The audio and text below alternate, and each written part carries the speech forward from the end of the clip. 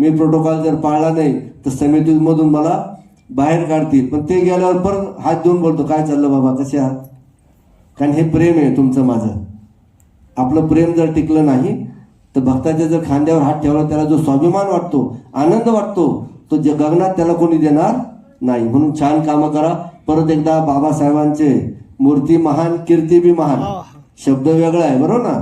मूर्ती लहान कीर्ती महान, पण बाबासाहेब असे आहे, मूर्ती बी महान आहे आणि कीर्ती पण महान आहे.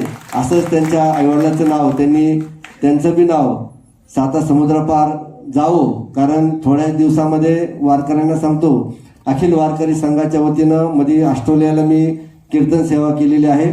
आता दुबईला 10 तारखेला कीर्तन महोत्सव चालू करतोय. आपले बाबासाहेब माझ्याबरोबर राहणारच आहे.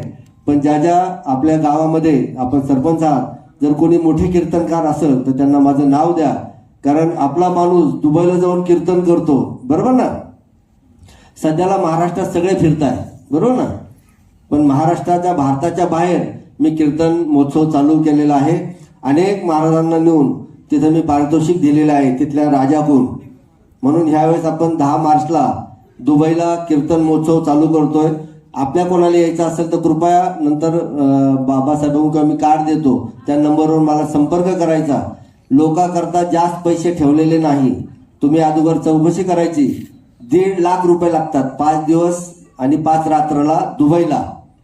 पण तिथले आपले भक्त आहे आणि खूप पैशावाले, तर त्याने बाबा मैं सबको लेके जाता हूँ. म्हटलं बिलकुल नाही चलेगा, अजिबात नाही.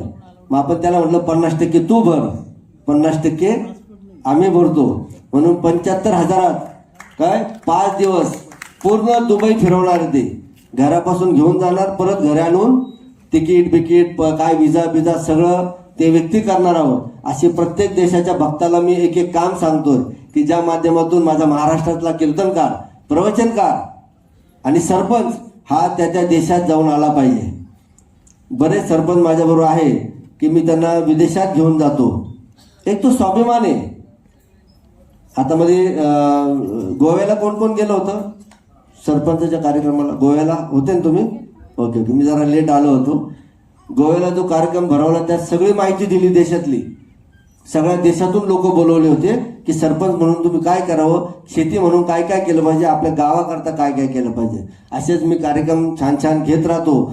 मी त्याच्यात पैसे बिसे घेत नाही, आत्ताच सांगतो, नाही तर डोक्यात लगेच गणगण राहील, पैसे कमवायला लागले का. ह्या विषय आयुष्यात काढून टाका. मी मगाशी बोललो, तुमच्या कोणाच्याही पैशाची गरज मला नाही. माझा बाबा मला भरपूर देतो. फक्त आपली मी काय काय सेवा करू शकतो एवढंच मला सांगा. त्या सेवेला मी तत्पर राहील. आपली सदैव माझ्याकडून सेवा घडत राहो हीच महाकालचरणी प्रार्थना करतो. आपलं आयुष्य चांगलं घडो. आपल्या गावातील छान छान आपण कार्यक्रम आणि गावाचा विकास जितका करायचा तुम्ही तनमन धनाने करो हीच महाकालचरणी प्रार्थना करतो. बोलो महाकाल भगवान की जय. ज्याला हात त्यानेच वर करा. बोलो महाकाल भगवान की जय. नमः पार्वती पते हर हर. जय श्री महाकाल. रामकृष्ण हरी. जय श्री. मोबाईल नंबर सांगा, मोबाईल नंबर सांगा प्लीज. 8554 000054. ओके, सोपा नंबर आहे.